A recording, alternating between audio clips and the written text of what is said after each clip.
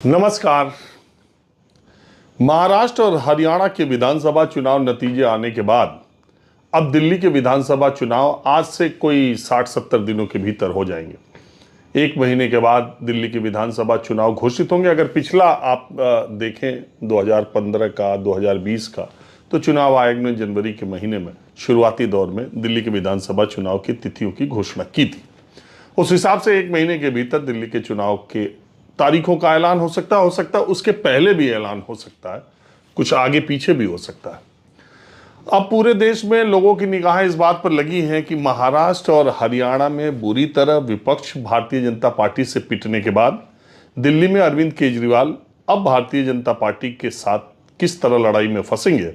और पिछले 3 चुनाव, वैसे 13 को हटा दें, 2015 और 20 में जिस तरह से बुरी गति भारतीय जनता पार्टी के अरविंद केजरीवाल ने की विधानसभा चुनाव में, क्या इस बार वो हैट्रिक लगा पाएंगे या भारतीय जनता पार्टी अपनी पिछली 2 करारी शिकस्त का बदला इस बार अरविंद केजरीवाल से ले पाएगी।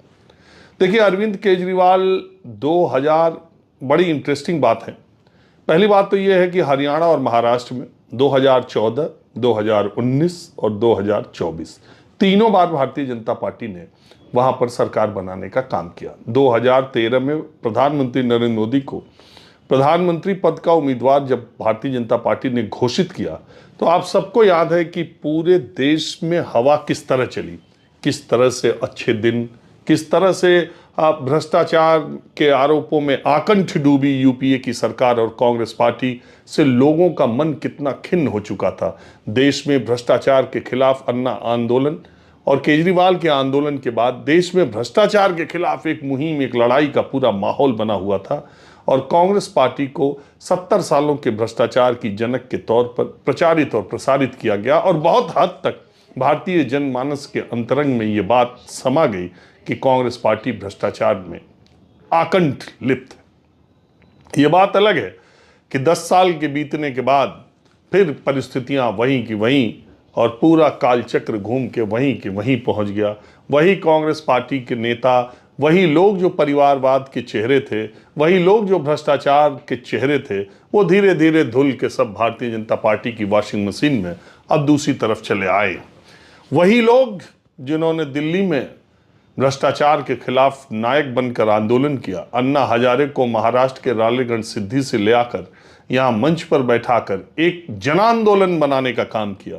उन दिनों भी हम लोग दिल्ली में थे और मैं खुद ईमानदारी से कहूँ तो बहुत प्रभावित था उस समय के भ्रष्टाचार विरोधी आंदोलन से।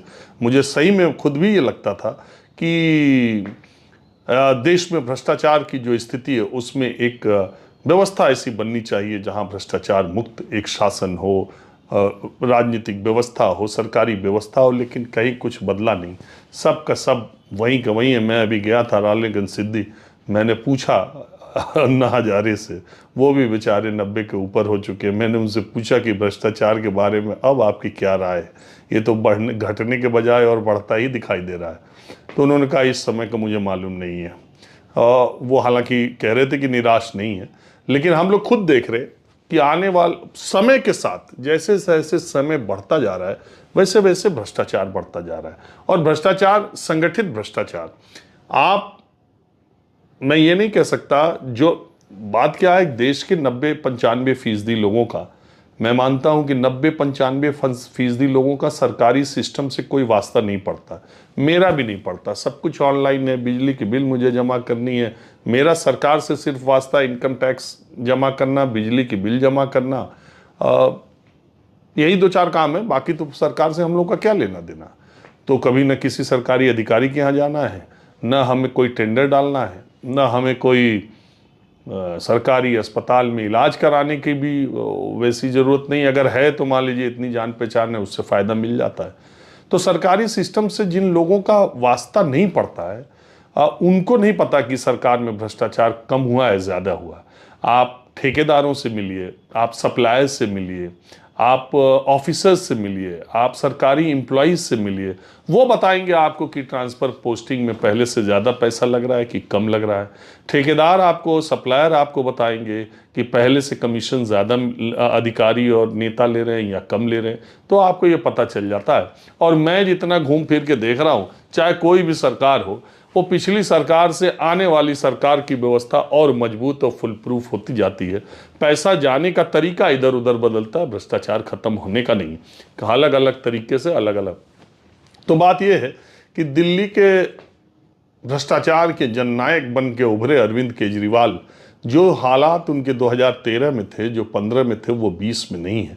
गाड़ी नहीं लूंगा जी, बंगला नहीं लूंगा जी, मैं तो जनता का हूँ, रायता फैलाने आया हूँ, हम तो सेवा करने आए हैं, हमको राजनीति नहीं आती है, ये नारे 2010, 12, 13, 15 में बहुत आकर्षित करते थे। लेकिन देश के सबसे महंगे मुख्यमंत्री के बंगले को रेनोवेट करने का जो श्रेय अरविंद केजरीवाल पे जाता है, 58 करोड़ का बंगला शीश महल जिसको भारतीय जनता पार्टी कहती है, वो बनवाने के बाद अरविंद केजरीवाल की वो छवि नहीं है जो पहले थी। एक पर एक फ्री शराब की नीति ऐसी बनाई जिसमें दिल्ली वालों ने एक पर एक फ्री मिली, उसके ऊपर आरोप लगे। वो आरोप कितने सही हैं कितने गलत, ये अदालत फैसला करेगी। लेकिन उन आरोपों के चलते हुए और एक लिकर कार्टेल को सहायता पहुंचाने का आरोप जो अरविंद केजरीवाल की पार्टी पे लगा, और उनके उप मुख्यमंत्री जेल गए, सांसद संजय सिंह जेल गए, अरविंद केजरीवाल जेल गए।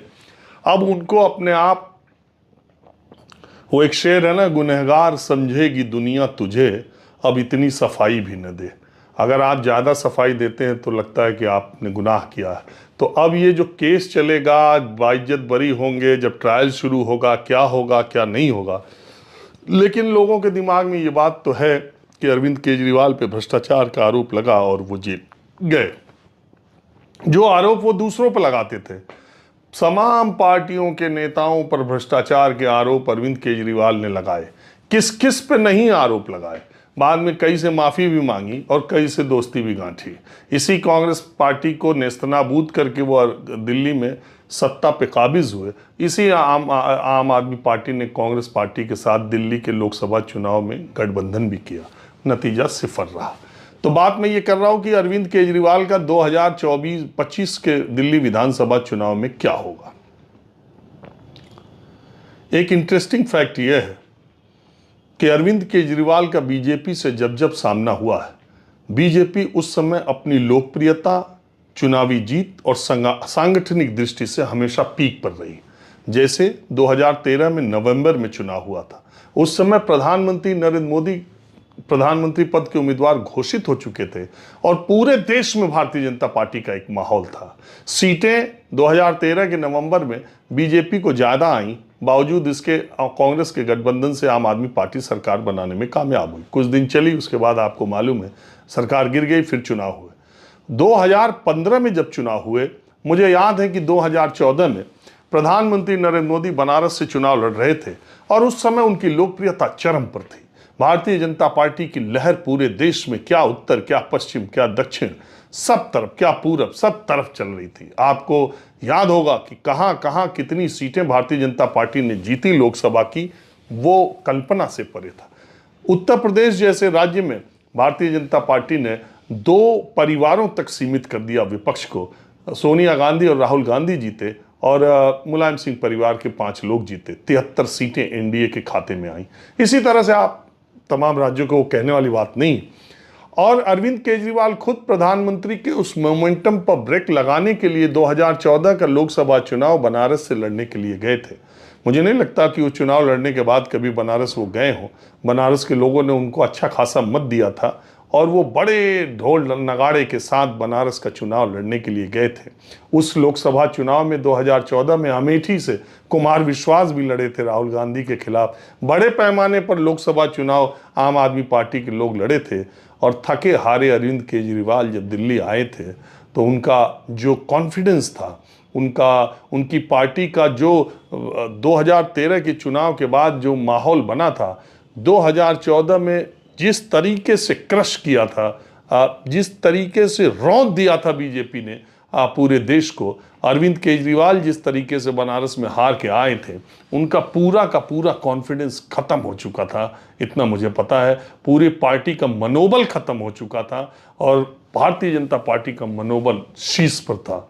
लेकिन हरियाणा महाराष्ट्र के चुनाव हुए, यही चुनाव, और 2014 में दोनों जगह भारतीय जनता पार्टी ने प्रचंड जीत हासिल की। हरियाणा में पहली बार सरकार बनाने में कामयाब हुई बिना किसी गठबंधन के।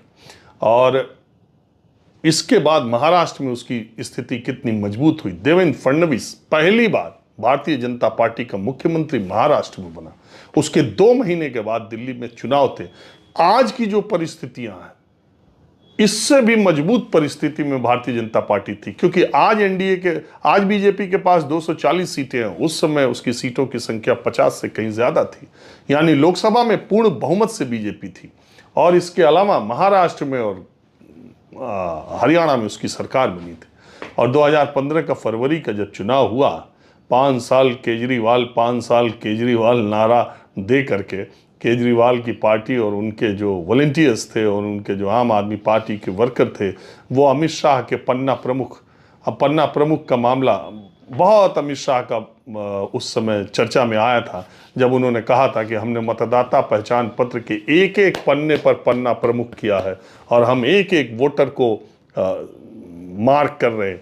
और बड़ी जबरदस्त सांगठनिक लड़ाई भारतीय जनता पार्टी और आम आदमी पार्टी में हुई थी, जिसमें आम आदमी पार्टी ने 5% सीट पर, यानी 3 सीटों पर भारतीय जनता पार्टी को रोक दिया। भारतीय लोकतंत्र के इतिहास में इतनी सीटों को इस तरीके से इतने कम समय में बनी पार्टी ने जीता हो, ऐसा कोई उदाहरण देखने को नहीं मिलता। 2020 में फिर वही हालात थे। मेरे एक मित्र ने इस बात की तरफ आज इशारा किया। 2020 में फिर वही बात थी और 2019 में फिर हरियाणा में सरकार, हालांकि गठबंधन की सरकार, लेकिन तब भी हरियाणा जैसे प्रदेश में दोबारा सरकार। और महाराष्ट्र में सबसे बड़ी पार्टी के तौर पर सरकार नहीं बनी, अलग बात है, लेकिन सबसे बड़ी पार्टी के तौर पर महाराष्ट्र में भारतीय जनता पार्टी फिर आई थी। और फिर 2019 में भारतीय जनता पार्टी की सीटों की संख्या बढ़ी थी, 300 पार कर गई थी। और फिर बीजेपी 2 महीने बाद आज ही की तरह फिर दिल्ली का चुनाव हुआ। अरविंद केजरीवाल फिर 3-4 सीटें भारतीय जनता, कांग्रेस 0 पर रही और फिर अरविंद केजरीवाल 62 सीटों को जीतने में 63 सीटों कामयाब हो, 90% सीट। अब सवाल ये उठता है कि इस बार अरविंद केजरीवाल का क्या होगा। अब अरविंद केजरीवाल भ्रष्टाचार के खिलाफ वो नायक नहीं रहे। हालांकि इस्तीफा देकर उन्होंने चाल खेली है, मैं भी ईमानदार की बात कही है, लेकिन अब दिल्ली के लोग उनको उस तरह से लेते हैं कि नहीं लेते हैं। दूसरी बात, जो बाकी जगहों पर विपक्ष के लिए कमजोर कड़ी साबित हुआ, आम आदमी पार्टी के विधायक जैसे मोदी जी के, मूल बात यह है कि हरियाणा और महाराष्ट्र के विधानसभा चुनाव में जो इंटरेस्ट पैदा हुआ, जो ये लग रहा था कि परिणाम विपक्ष के पाले में जा सकता है, या लड़ाई भयंकर या टक्कर में होगी, या विपक्ष की सरकार बन सकती है, उसका मूल कारण लोकसभा चुनाव के नतीजे हैं। हरियाणा में 10-10 सीटें 14 और 19 में बीजेपी जीती थी, लेकिन 24 में उसकी 5 सीटें होते ही ये लगा कि अब बराबरी की टक्कर है और बीजेपी को कांग्रेस इस बार मात दे सकती है, क्योंकि एंटी इनकम्बेंसी है। और बीजेपी ने जिस तरह से अपने चीफ मिनिस्टर को बदला था, इससे एक उम्मीद और बढ़ी थी। हालांकि मुकाबला तगड़ा हुआ। ये बात अलग है कि कांग्रेस पार्टी 37 सीटों पर रुक गई और 10 सीटों का फासला दोनों में रहा, लेकिन वहां बहुत सारे कारण ऐसे हुए कि कांग्रेस पार्टी को वहां सरकार बनाने में सफलता नहीं मिली। एंटी जाट कह लीजिए, या कांग्रेस पार्टी के 7-8 जो बागी हैं, उन्होंने कांग्रेस के अधिकृत उम्मीदवार से कहीं ज्यादा वोट पाए, उन्होंने हराने का काम किया। और भी बहुत सारे कारण हैं, उसमें भूपेंद्र हुड्डा का भी कुछ वर्चस्व के। जीत हार के बाद समीक्षा करना आसान होता है, लेकिन मैं कह रहा हूं कि जो जमीन पर लड़ाई दिखी, उसका कारण लोकसभा चुनाव के नतीजे थे। इसी तरह महाराष्ट्र में जिस तरह के नतीजे आए थे, 48 में से 31 सीटें अगर विपक्ष जीतेगी, तो ये उम्मीद की जाएगी कि विधानसभा चुनाव तगड़ा होगा, लड़ाई वाला होगा, विपक्ष मजबूत दिखाई देता है, इस तरह की एक आकलन निकलता है। लेकिन जमीन पर जाते जाते महाराष्ट्र के चुनाव के नतीजों को लाड़की बहना योजना या गठबंधन या भारतीय जनता पार्टी और एकनाथ शिंदे, वो बहुत सारे फैक्टर हैं। लेकिन बावजूद इसके कहना यह है कि हरियाणा और महाराष्ट्र तो बीजेपी जीतती रही 14, 19, 24, लेकिन 15 और 20 केजरीवाल से भारतीय जनता पार्टी आंख से आंख भी न लड़ा पाई दिल्ली में। अब 25 में क्या होगा? 25 में न अरविंद केजरीवाल की वो पहले जैसी स्थिति है। दूसरी, इनके पिछले कई विधायक हैं, 70% विधायक ऐसे हैं जो पिछले 2 बार से चुनाव जीत रहे हैं। हालांकि अरविंद केजरीवाल बहुत चतुर राजनेता हैं। उन्होंने 11 अपने उम्मीदवारों की लिस्ट जो पहली जारी की है उसमें 3 सिटिंग विधायकों के टिकट उन्होंने काट दिए हैं। तो मैसेज दूसरे लोगों को है, मुझे जो जानकारी है उसमें करीब 40 से 50% सिटिंग विधायकों के टिकट अरविंद केजरीवाल इस बार काट देंगे, क्योंकि विधायक भी जैसे मोदी के सांसद थे 2 बार के यूपी और महाराष्ट्र के, उनको ये लगता था कि प्रधानमंत्री नरेंद्र मोदी के चेहरे पर हमें वोट मिल रहा है तो हमें हाथ जोड़ने से क्या फ़ायदा, हमें रोज जनता से मिलने से क्या फ़ायदा, मोदी जी की बम बम है, उनके नाम पर वोट मिल रहा, हम फिर पहुंच जाएंगे। तीसरी बार भी रह गए, अटक गए। जनता ने कहा मोदी जी तो प्राइम मिनिस्टर बन जाएंगे लेकिन अब तुम्हारा एमपी बनने का काम खत्म है। तो ठीक इसी तरह अरविंद केजरीवाल के कई विधायक ऐसे हैं जो केजरीवाल के चेहरे पर विधानसभा में पहुंचे हैं और पिछले 10 वर्षों में उन्होंने अपने क्षेत्र के लोगों की उपेक्षा की है या लोगों से उस तरह से मिलजुल कर नहीं रहे। हालांकि इन दिनों वो थोड़ा तेज दिखाई दे रहे हैं, महिलाओं से जाकर कहना कि रजिस्ट्रेशन करा लो। केजरीवाल ने भी 1000 रुपया अकाउंट में डालने का ऐलान कर दिया है ना, कुछ दिन बाद उसका भी रजिस्ट्रेशन शुरू हुआ। अब देखिए चुनाव आयोग इसका मौका देता है कि पहले ही अनाउंस कर देता है ये रजिस्ट्रेशन करा पाते हैं कि नहीं। तो केजरीवाल अपनी जो 6 स्कीम्स हैं जो फ्री की और जो माना जा रहा है चुनाव जीतने का सबसे बड़ा हथकंडा है, जिसको केजरीवाल ने ही शुरू किया है, जिसके जनक केजरीवाल ही हैं गारंटी देने के। अब आप देखिए झारखंड में इतने भ्रष्टाचार के आरोपों के बाद हेमंत सोरेन की सरकार अगर 70% सीटों के साथ वापस आती है, 56 सीटों के साथ, महाराष्ट्र में 11 सीटों पर सिमटने वाली महायुति इतनी ज्यादा सीटों के साथ वापस आती है, उसकी बड़ी योजना महाराष्ट्र लाड़की बहना योजना है, मैया योजना वहां पर है, और भी कारण है लेकिन ये बहुत बड़ा कारण है। तो फ्री के चैंपियन है अरविंद केजरीवाल। अभी 1000 रुपए देने की बात, अभी वृद्धावस्था पेंशन न जाने दिल्ली में कितने दिनों से रुकी थी। केजरीवाल भी जब अभी कह रहे थे कि जब पद यात्रा में चले तब उनको पता चला बुजुर्गों को पेंशन नहीं मिल रही। अरे मैं तो लोकसभा चुनाव के दौरान जाता था तो दिल्ली के लोग बोलते थे वृद्धावस्था पेंशन रुकी हुई। बहरहाल अपनी फ्री की योजनाओं, अपने चेहरे और केजरीवाल का एक चीज हमेशा आप देखिए 2014, 15 में, 20 में, वो हमेशा केजरीवाल के खिलाफ बीजेपी का कौन चेहरा है, वो हमेशा इस चीज को सामने लाते हैं। जैसे बीजेपी ये हथकंडा राष्ट्रीय स्तर पर अपनाती है कि हमारा तो दूल्हा फिक्स है, हमारा तो नेता फिक्स है, हमारा तो चेहरा फिक्स है, आपका कौन है, आप अपने नेता का नाम बताइए। सेम टैक्टिस अरविंद केजरीवाल दिल्ली में अपनाते हैं कि हम तो है, हमारा तो नेता आम आदमी पार्टी, हमारा तो केजरीवाल है, बीजेपी का कौन।